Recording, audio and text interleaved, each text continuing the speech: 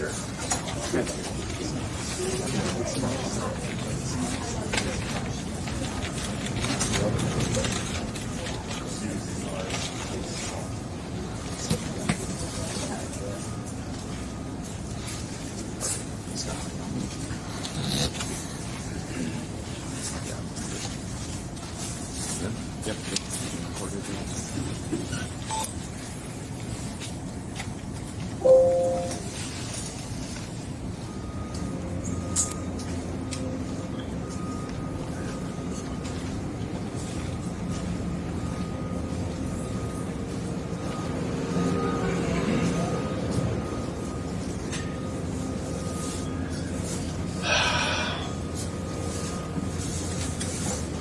I think we are ready. Hello and welcome to the 2023 season of Monster Energy AMA Supercross Championship. This is the press conference for the Houston round. On the podium, we have Jason Anderson, Chase Sexton, and your winner, Eli Tomac. We're going to open up to the press in just a second. Eli Tomac, huge win for you coming in. You were 4 points ahead of Chase and Coop, and now you've extended your points lead. Got to be a big night for you here in Houston. Yeah, it was just a big rebound for us. Last week's crash was really scary, and to be honest, I just still can't believe that I'm okay and healthy. Nothing was tweaked from it, so just wanted to come here and have a good solid race, and my starts got back to being better this evening. Started up front, both those races there, the heat and the main, so that was key for me. And then obviously, the red flags are always a little bit wild there, and it was unfortunate for my teammate Dylan, but I just improved my riding too in the main event. I felt like the whole day, Chase had another level on us, so just ended up riding better in the main. Found a couple more lines, and I don't know, was able to do it for those 20 minutes there. Did you feel Chase coming back at you as he was closing that gap and got you to pick it up a little bit? Could you tell he was right on you at one point? Oh yeah, there was no time to rest at all. I mean, that's one thing is when you're racing, you're marking guys and watching them. Thankfully a lot of traffic wasn't too bad this weekend. Track was pretty open and fast, so it was good that way. And never felt that at ease. I'll tell you that. All right. Well, we got some media partners out here. Let's start right here. Mike Lindsay, Bible Next. First question is for Eli Tomac. Eli, did the red flag restart help you in any way? I noticed before you had quite a bit of pressure from Chase. Jason, I believe Plessinger might have been the other one. It seemed like after the restart you were able to get clear track, free up your riding a little bit. During that red flag restart, did you process anything different about the track that helped you once we got going again? Yeah, I had major pressure, in the first go there. And AP was all over me, and I didn't really know where to try to make up the time, or knew what was, or tried to, I was trying to figure out where to be better. I couldn't figure it out. So anyway, it seemed like I was better once we got going again the second time, and yeah. Second question, Chase Sexton. Chase, around the 10-minute mark, the momentum really seemed to be in your favor. You made a bit of ground on Eli. There definitely seemed to be things swinging in your favor over the next couple of minutes. It kind of subsided, and around the 5 minutes to go mark, started to drift back a little bit. For you, was it things you saw that Eli figured out, or was it just mental lapses or mistakes for yourself that kind of let that gap open back up? Eli really figured out the sand section later in the race and was going outside. And I was going to the inside, which I felt like was not fast, but I wasn't super comfortable going around the outside. I almost fell there earlier in the race, so I was just sticking to the inside, and I felt like I could walk through it faster than I was going through. But Eli really figured out the sand, and that was, I think, where I lost a lot of time every lap. I was trying, every time I get through the sand, I try to make up time throughout the rest of the track, and it just wasn't really working. So other than that, I rode pretty well. I didn't make too many mistakes, just, really was struggling in the sand section. Last one for Jason Anderson. Jason, we spoke last weekend about bike setup. You said that you had backtracked a little bit. Just visually, there's some components on your bike there from last year. Could you give us an idea of just, have you gone basically back to what you were running last year, or are you somewhere in between? Obviously, we started off the season with a different shock, and there was, I believe there's a lot of benefits to the shock, but for me personally, I think my riding and my racing is a little bit better on what my setup was. For me, I think some of those benefits of the other setup, I really want to figure out. But I think that's for another day, and I think for the rest of the season, I think that where we're at, we need to make little improvements here and there, and just try and be better and close that gap up a little bit. I think I kind of lost myself a little bit with that in the first couple rounds, and but we're making gains. And I know I got second, and then obviously third this week behind them. But realistically, it's still improving, and I think that there's a lot of racing left, and we just need to keep striving. Jason Blackhead. Yeah, thanks, Jason from Racetricks. Chase, you were unbelievably fast early in the day in boots. You're still pretty good in the main, but just talk about how different it is when we see those hot lap times at qualifying in the heat, and what the whoops are actually like in the main event. Completely different. The main event, even the heat race, they were pretty not smooth, but they weren't super edgy. And in the main event, they almost get like a rut in them and a really big ledge on top of them. And that's something I'm still working on.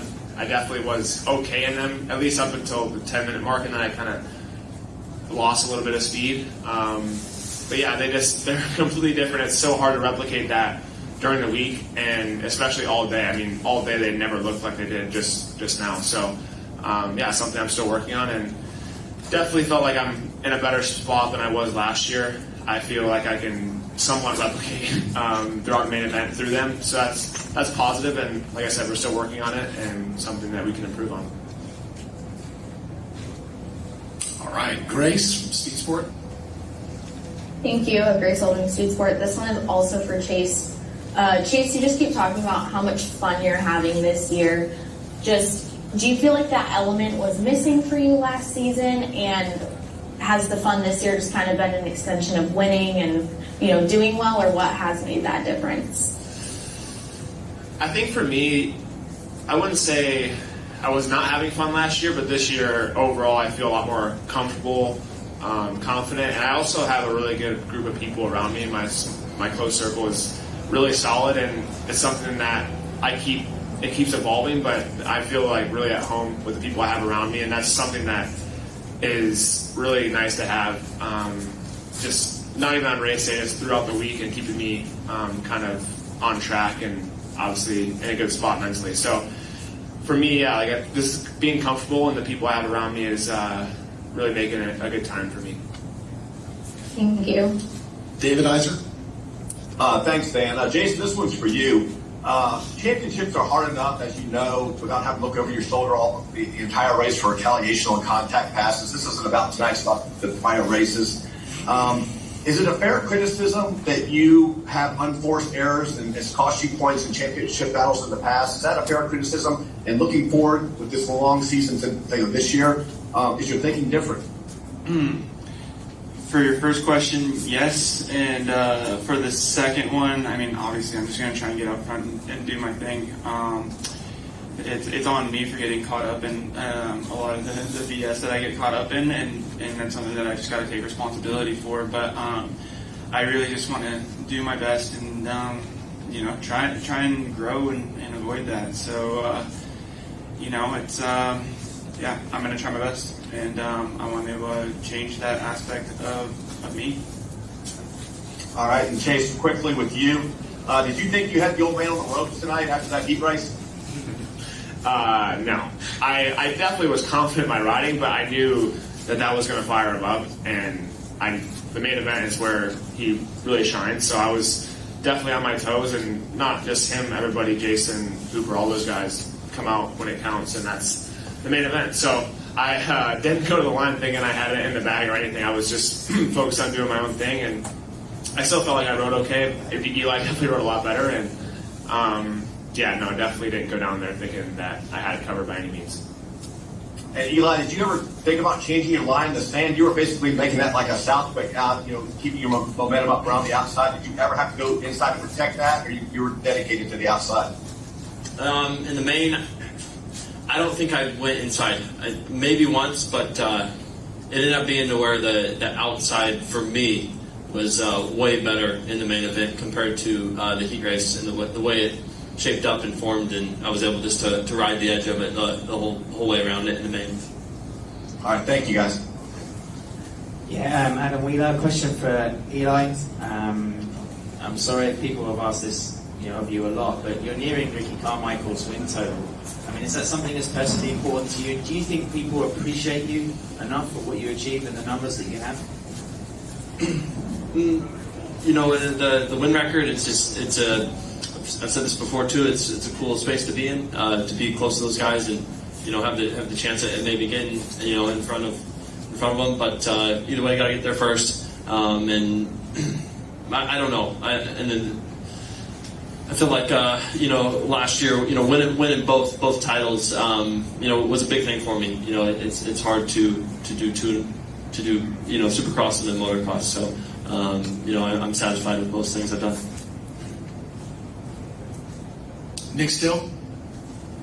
Yeah, Nick Still, MotorOnline.com. This will be for Eli. Eli, after a crash like last week, you don't get the ground off, you don't have crashes that big, in quite a while. Does that change anything throughout the week? Do you, mentally reset, get back on the bike and go, wow, that is quick, these things can happen? Or is it back onto the track and, don't even remember it? Well, in the middle of the week, I was just, for one, I couldn't believe I was fine, like on Tuesday riding. I was totally normal. But on Friday, when we rode press day here, we had that, there was the 90-degree turn after the tunnel, and there was the 3 on the table again. And to be straight up, I hit the 90 and then went 3 on, and I had some like PTSD in my head, that's for sure. Jumped a little extra far to the right, and I don't know, it crept in my head a little bit. It was like the same sort of jump, 3 and on the table, but hey, just gotta keep pushing on and try to get out of my head. Absolutely. And secondly, for Chase there, you were talking about the team around you and sort of building this motorcycle. What's it been like having Colt Nichols come onto the team? Has he been helping you with, being a dude to test some of these parts and get this bike sort of to where it is? Definitely. It's I've had Kenny as a teammate for, 2 years or so. And him and I were just so far on the opposite ends of the spectrum as far as bike setup. So now having somebody that's pretty close to what I'm on, he actually this week went back to the standard shock, so now I'm the only one on the BFR. But yeah, he's been a big help, and now we're pretty close in setup. Besides for his a different shock, but prior to this week, we were pretty much on the same stuff. So it's been fun. He's brought a different vibe to the team, and he's a good guy to be around. Definitely has a good attitude, and obviously Ken did too. Him and I get along well, but just different, and I'm enjoying it so far, and it's been fun in the truck. Thanks, guys. Cheers. Trent from Moto Limited. Yeah, I think I'll go with Chase Sexton on this as well. Throughout that main, you sort of were stuck in a lot of the lines that you were, the 3 on that Eli was talking about before that he wasn't doing in the main. But he was going over that tabletop, and you were consistently going on-off. Was that you sort of sticking with what you knew, or you didn't want to kind of change as Eli started to chip away late in that main? You didn't want to change those lines up and start following his? I didn't feel like I was losing time in that section. It was really mostly the sand, and towards the end of the race, the whoops a little bit. But that line I was doing all day, and I was perfectly fine or fast with it. So, yeah, I definitely needed something else in the sand. But other than that, I feel like I was riding well throughout the whole track. We were taking different lines and turns. He was taking farther outside after the triple quad, and I was going inside, and then the whoops we were completely different. So, yeah, I wouldn't say that his lines were better. It was just that really the sand section he was killing me in. So definitely need to fix that. We're going to have sand next weekend. So it's it's always evolving. And I feel like, like I said, rode good. Just a few things I need to change. Awesome. Thanks, guys. All right, let's go back to Weege, Racer X. Yeah, thanks, Dan. Eli, take us through what happens between the heat and the main. I mean, is it just a matter of getting fired up and focused, or did you actually look at the lines or make changes to the motorcycle? Because obviously you were a lot better. Yeah, no adjustments to the motorcycle. Just try to be better. try to be better down the rhythm lanes. Really focused on not missing the triple quad. I missed that a ton in the heat race. I probably missed it more than I did jump it. So I had that in my head. They did happen to make it a little more forgiving in the main event, but it was still really steep, really technical. And that was it. And then other than that, my goal was just to get out front and hopefully just be a pest out front. Because to be honest, I was like, I can't hang. After that heat race, and then I don't know, things just changed in the main.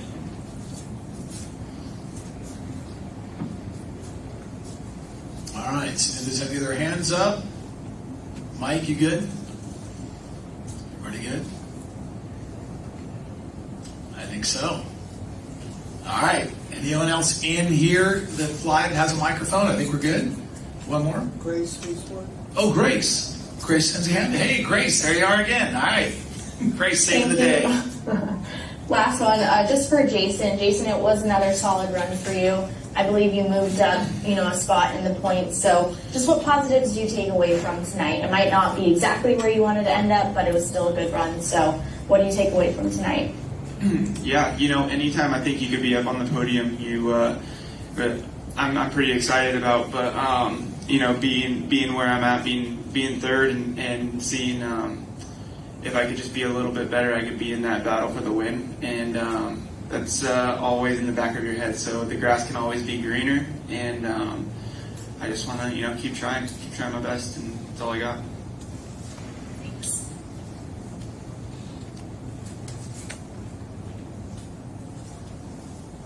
All right. Luis. Fair enough. Luis, you there? Yeah, I'm here. All right, let's have it, bud. Okay. I'm Luis Serrata from FIM Latin America. This question is to Eli Tomac. What type of changes did you do this weekend to be on the podium on the first place? What type of changes did you plan? My main focus this week was just getting back out front on the starts. I had great starts in the first two races, and then Anaheim 2, I was just getting buried off the gate there, and just really focused on that. That was my main goal. Was starts this week coming into the race. Okay, this question is for Jason Anderson. Jason, you've been very well this year versus last year. What plan do you have for this year, just to keep in the podium and to win positions? It's for me, it's just working on myself, trying to get the bike better, myself better, and just be as ready as I can every time that gate drops. I think just improving the bike and improving myself, just trying to get the whole package together and see if we could make some runs at some wins. Thank you. All right. I think that's it. Hey, gentlemen, thank you for being here. I know it's a long day for y'all. Thanks to Jason Anderson, Chase Sexton, and Eli Tomac for being here, our podium for Houston in 2023.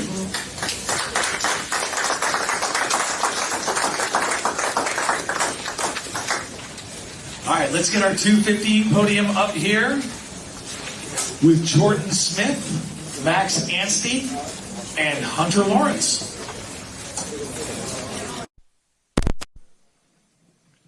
Max, excited to be up here, buddy? How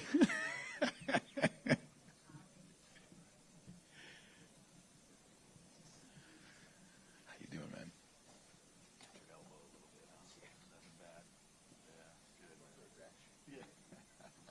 Good.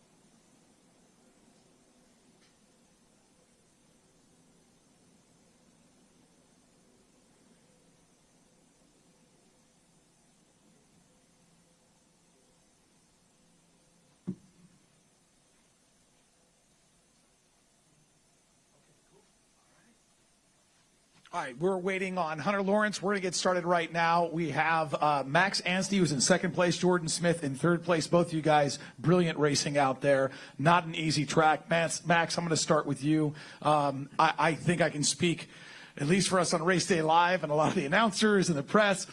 Fastest qualifier, not once but twice, overall, and then come out swinging here. That is a huge accomplishment, I think, from our perspective. A lot of people rooting for you out there. Again, I'm going to ask the same thing that I asked of Eli Tomac, man. How great does this feel to be up on the podium? Honestly, it's a dream. You know, I've waited a long time to be up here and to go up those steps onto the podium. You know, my very first year at Supercross, 2010, I was just 16 years old. I nearly got a podium then, and man, I grew up watching Supercross, and it was amazing. And the next year, I went back to Europe and never came back. You know, it's been a long time. You know, I've been racing MXGP over there, and you know, got into the swing of that and had great success. But since I've come back to America and you know, made that move, and I'm lucky my family supports it and everything, because it's a big move. It's not easy, and now to be here and on this 250, man, it's amazing. It's a great feeling to be racing these guys, to be competitive, and every day I wake up thinking, man, how can I go faster through the whoops? Or how can I go on off a bit better, or whatever? Like, I love it. Whereas outdoors for me in Europe, I love that too, but I was kind of getting to the point where I was like, ugh, I know exactly how the tracks are going to be at every single one. Whereas every day I wake up now thinking, you know, I love Supercross, and I've really enjoyed it. I really enjoy being here in America, and yeah, the whole Firepower team have done a great job. It's one of those where we honestly came into here having no idea. Like, I've ridden with the Star guys a couple of times,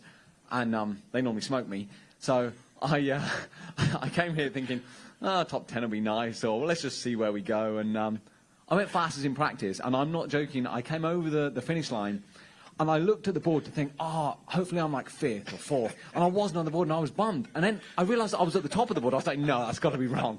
And so that was pretty cool. And yeah, I done it twice. And I thought, maybe I fluked it in the first one. And no, I done it twice. And I was like, man, I feel like Martin Davalos. He's been our crew chief and team manager and tester, and man, all I ever saw was old videos of him winning time training and things like that. And I don't think I've ever done that even in a GP. So no, it was pretty awesome. You know, to be honest, my day could have ended after time training. I was happy with that. And then just to be in the battle, you know, I honestly really enjoyed it. I've been around the block a few times. Obviously not in Supercross. I'm relatively new to Supercross. I've only done a handful of 450 rounds due to obviously last year with the team things and whatever before. So it's one of those where I know first round for us is always hectic. I mean, I watched A1, I watched the West Coast, and it's like, oh my days, it's carnage out there. And I just wanted to stay solid, and I didn't want to do anything too silly. I got into second behind Hunter, and he had a gap, and honestly I just managed and rode my race, and started thinking about halfway, man, this is kind of cool, I'm in second. I better not mess this up now. So it was one of those where I just kind of cruised around, kept everything tight and solid, and did what I needed to do. It's great for the team. I know it's only round 1, we've got a long way to go, but couldn't have asked for any more for the first round. Well, except for your competitors, I think most of us can say we were surprised and happy to see you do this, and it was awesome to watch. And I think Jordan Smith, the same goes for you, bud. 2019 Detroit was your last podium, is that right? Almost 4 years ago? Yeah, that's right. Unreal, man. And take us through your race. I know you were doing quite well, had a problem, fell over, I think it was the sand section. Yep. Yeah. Had trouble. You weren't the only one, plenty of people. Yeah. Take us through that, what happened there, and how you clawed back up to get on the podium. Yeah, I mean, the sand tonight was pretty treacherous, honestly. They built those big rollers, and it was just deep sand. It's like, just felt like you never got to the bottom of it. So it was tough. I was kind of struggling in it all day long. It's been a long time since I rode some sand like that.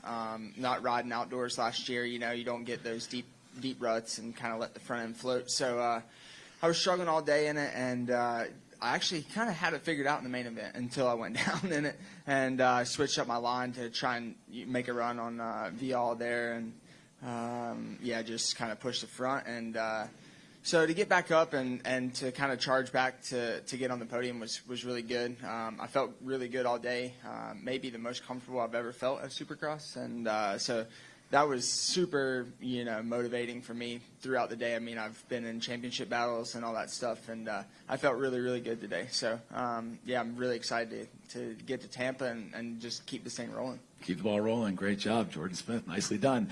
Hunter Lawrence, hello. Welcome, buddy. You made it. Good to see you. There was all the interviewer guys are in the paddock, I believe at the it. press conference. So, Yeah, I know, right? All the follow-ups and everything. How was your weekend? All that good stuff. I didn't get a chance to ask you. We got a lot of press out here waiting. I'll try and make my question quick. Big win tonight. Is the goal a championship at the end of the year or to beat your brother again in an East-West showdown?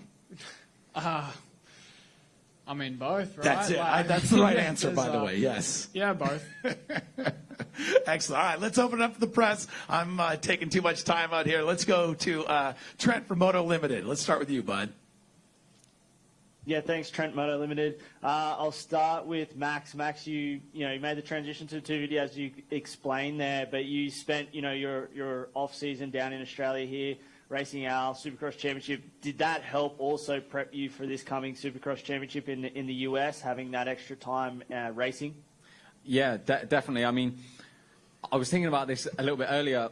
I actually ran the same setup today as what I did in Adelaide. And that poxy little track we rode in Adelaide, my bike seemed to work well there, and it's worked the whole time. So, I raced Newcastle, Wagga Wagga, all of those on the same setup. So actually, it's the suspension guy came around today, and I haven't touched anything for a long time. So it's one of those where having Justin Brayton as a teammate over there was pretty awesome. Being able to race, even for me, racing back in England and then coming to Australia and now focusing primarily on Supercross, I've been able to log a lot of laps. It's everything's been clicking away. And okay, the bike is faster here. We run different gas and Marty's upgraded a few engine parts, but my bike is primarily the same as when I was in Australia. It was tough to know. Like, I came here thinking, man, I haven't actually, ridden with too many guys, apart from the Star guys, which you can't really compare because obviously it's a Star Yamaha. And we were like, I honestly have no idea if we're going to be competitive or if we're going to be a million miles off. And we came here and we did quite well. So I'm pretty happy with how the first one went. I'm, just happy to be up here. Awesome job. Thanks, mate. Hey, Matt Williamson, MXP Mag Canada. Questions for Mr. Smith.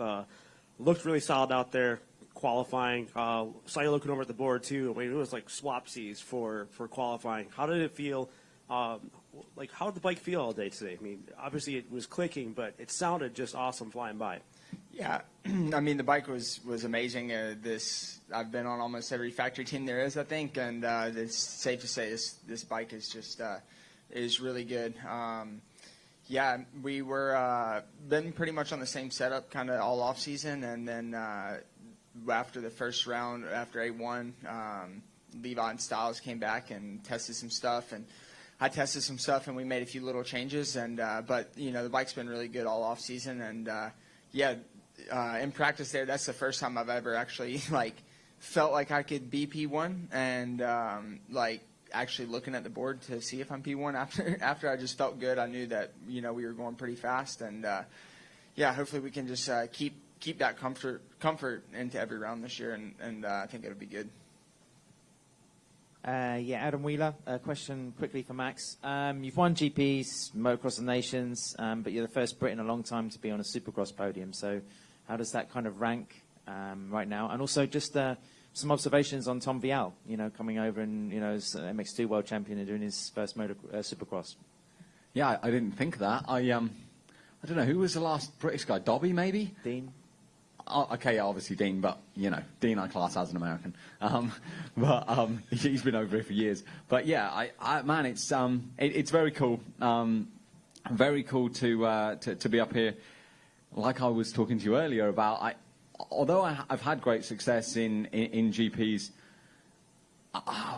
being on this 250 and riding Supercross, I wake up every day feeling like an 18-year-old kid, loving life, thinking about how to go faster, and in a weird way, I felt like I was doing the wrong sport for a long time, because doing outdoors was cool, but man, it's given me a whole new lease of life. I feel like it's extended my career. In GPs, the last year I was there, if I wasn't top 5, people were like, oh, what's the problem? Like, what's up? And I'm like, nothing's wrong. It's just the class is gnarly. Like, there's a lot of good guys. I'm racing Caroli and Hurlings and Geyser and whatever. But always my dream was to race Supercross and to come over here. And obviously I got the opportunity in the 450 class, but the 450 class is, it speaks for itself. It's gnarly. So when Martin Davalos and Yariv, the boss back in Australia, gave me the call, there was obviously things went a little sideways last year with the team that I was on, and it got me thinking, you've got to tick your boxes. You've got to go through the steps, and every one of those 450 guys in the top 12, pretty much, has completed the 250 step of Supercross. And I'm lucky that there is no age limit. I'm eligible to race. I don't have even as much experience as these guys even racing Supercross. Of course, I've raced a lot and I've got race experience, but it's it's one of those where I'm really happy with how it's all worked out, and I think it's great. On to Vial, I thought he done really well. I honestly thought he was riding really well, and obviously he's got a great team and great group of people around him. The French have a tendency to be very good at Supercross. He's light on the bike. His starts are going to be good. I'm sure he's going to be. He reminds me of Musquin when he was younger. So I'm sure he's going to be one to look out for in the future. There's a whole load of good guys. It's crazy racing this 250 class. I've not raced many of these guys ever, but man, the talent's strong. They're all very good, and it's great to be mixing it up. All right, Jason Wygant. Yeah, Jason from Racer X. Hunter Lawrence, take me to the approach to the weekend. You were so close to a title 2 years in a row. Did you want to come out and immediately establish yourself? But instead it almost seemed more like you built and got better as the day went on. So what was your approach? Yeah, I mean, I'm not like trying to come out and establish anything. Like, I'm confident in what I can do on a bike, and I know where I could have been better last year, so just trying to do that. Qualifying was a little rough, just trying to get all the segments on one lap. When I had all my best segments, I was able to have a pole lap time, but just couldn't seem to put them on one lap. So we'll work on that a bit more this week, and that's about it really. Just happy to execute. Worked on our starts. We had 2 great starts in the heat and the main. So yeah, it was a pretty good day overall. Yeah, thanks. And just take me through that. You mentioned on the podium that first lap off-track excursion, and then eventually how you were able to make the pass on VL. Yeah, it was I got pretty lucky. Normally when you go off the track, you're either washing the front on the boards or the concrete on the side, or you get a tough block banner or something. So I think I got pretty lucky on that one. But yeah, it was cool to pass the Euro guy in the sand section. That does feel good. All right, Mike. Mike Lindsay, Valmex, questions for Jordan Smith. Jordan, you touched on earlier about basically being on almost every major factory 250 team. Very unique situation to not only end up on another one, but end up on one during a heavy dynasty, basically, where they're really at the top of their game. However, that's come with a lot of criticism with your appointment to the team. There's a good amount of fans out there that believe maybe somebody else should have deserved it after this time. How hard is that for you to deal with, to maybe not feel like there's, people behind this decision and behind you? Yeah, I mean, at the end of the day, I just try not to think about it. But definitely, it seemed like about 90% of the fans thought that I probably wouldn't even be at the first round. I'd already be hurt. So it's, the team, the support from the team has been unbelievable. Bobby, Swanee, Jensen, the whole team. They believed in me since day one. Been working with me, just trying to get a little bit better every day. Working on the things that I'm struggling with. If it's bike related, if it's related to what I'm doing, and they've put me in a good program, and I'm just rolling with it and seeing what the results are. One other preconceived notions with the team. Did you have any coming into it, and has it been different than what you expected? Yeah, I mean, I've always heard Bobby's pretty gnarly, and that's definitely true. We had a good talk before the race started today, and yeah, he's a gnarly dude, but I like it. It gets us fired up and ready to go for sure. All right, Chase Curtis. Thanks, guys. Chase Curtis here with Swap Motor Live. My question's for Jordan. Yeah, so you kind of just talking about it, but first day with the team, any new experiences that you had first time today? I think the new experience was Bobby's talk. You know, it was pretty good, and but no, I mean, just throughout the day, the team was really helpful. Very, you know, what's the way to put it? Just, you know, they were very forthcoming with information.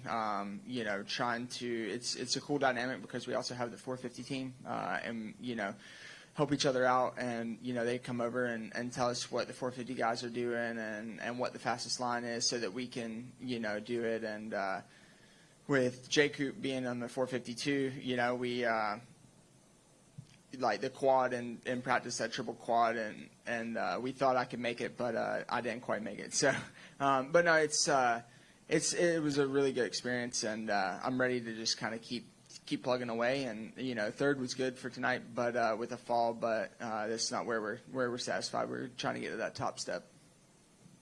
Thank you. All right, David Iser. Thanks, Dan. Jordan, back to you.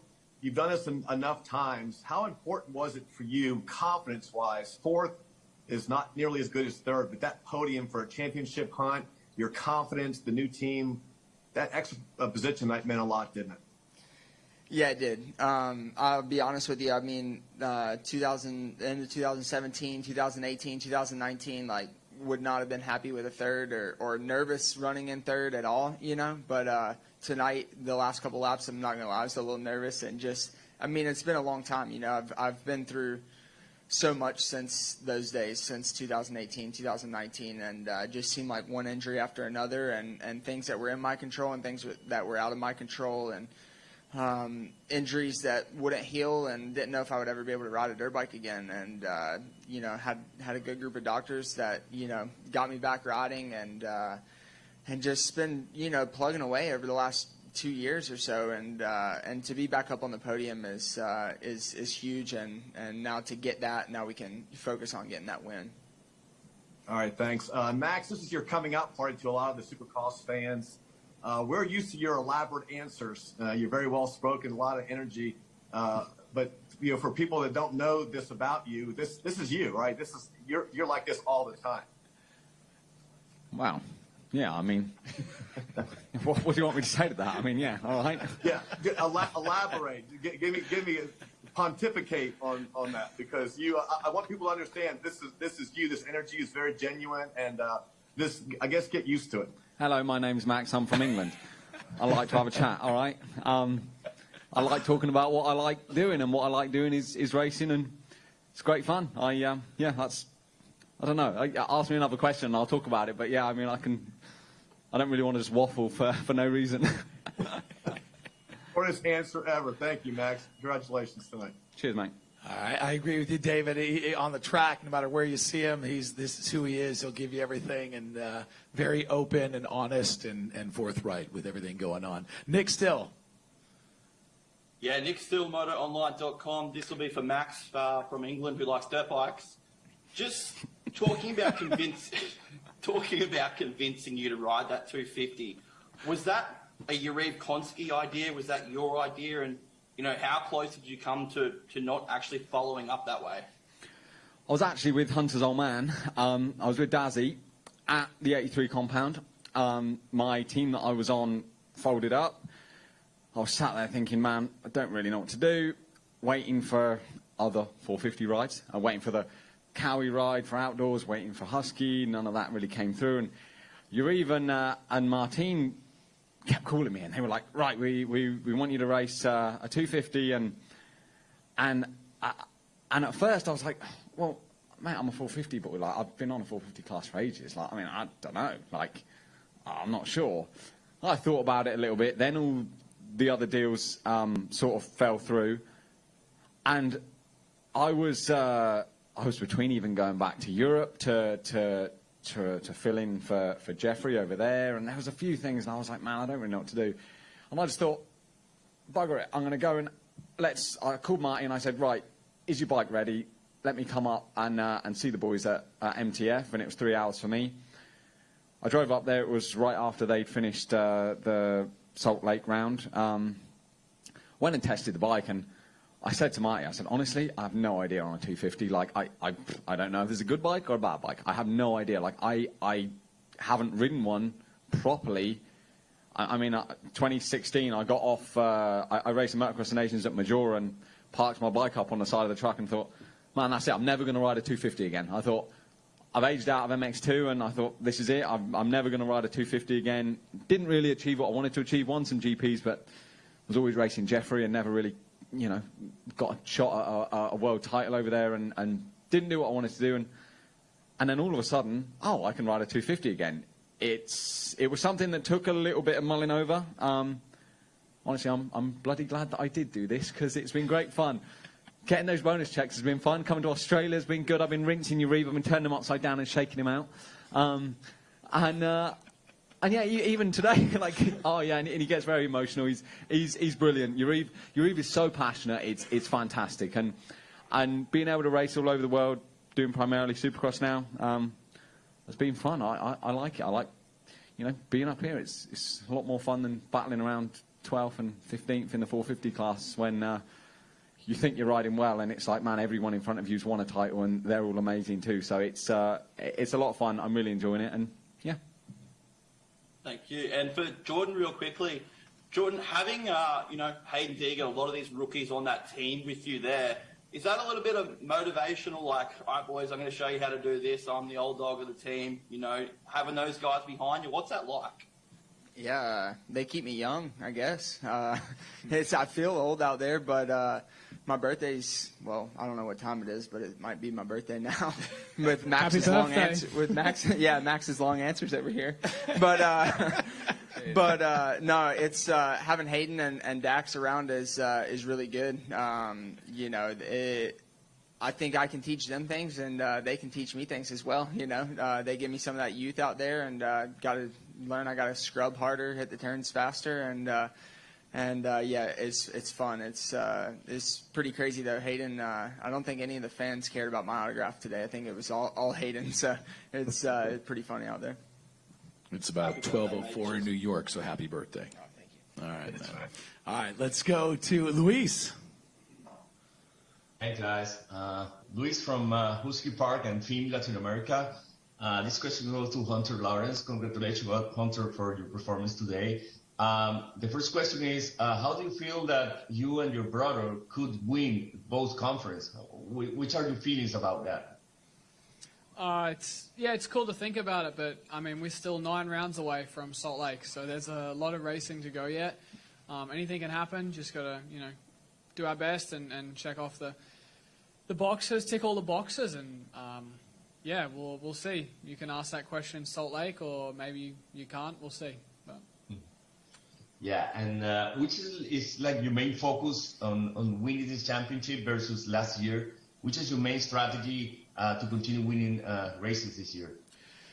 It's just I look back at last year and the first few races, my starts weren't amazing, and then, you know, obviously A3. So just that's pretty much it. I mean, I won everything bar the last one by bike length. So the second half of the season was really good.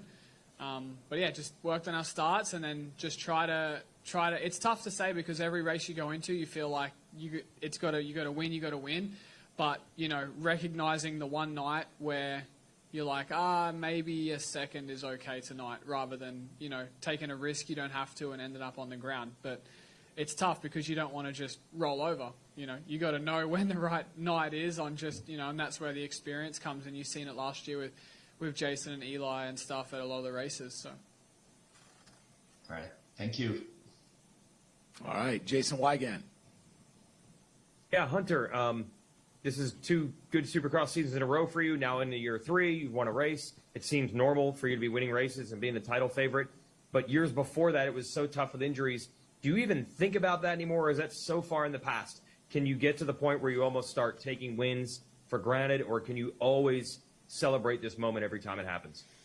No, absolutely not. I mean, these boys up here understand as well. Like, we've all had super crappy days when you're leaving the track and you see the results on who's on the box and who's winning or who's carrying the red plate, and you're just like, man, it seems like it's a lifetime away. So, no, we enjoy this stuff as much as we can, because it's only for the next 10, 12, 15 years, you know. And then in 20 years, you just miss it. You miss the pressure on the line. You miss the nerves, the adrenaline, you know. You miss for it, you know. So, no, we enjoy it. We love it. And we work hard for it. So it's important to enjoy it.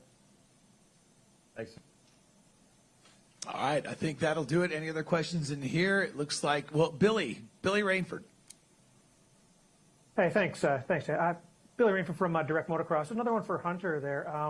We kind of made a bit of we kind of laughed a bit about how you got forced off the track and stuff like that. But that really could have been a really ugly incident with you getting to, if the bikes touched and you went down harder. How angry were you at the time when it happened? Like, did that motivate you to chase after him?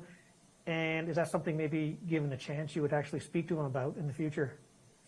No. I mean, it's the kid's first Supercross race. I mean, we all make mistakes. You can't,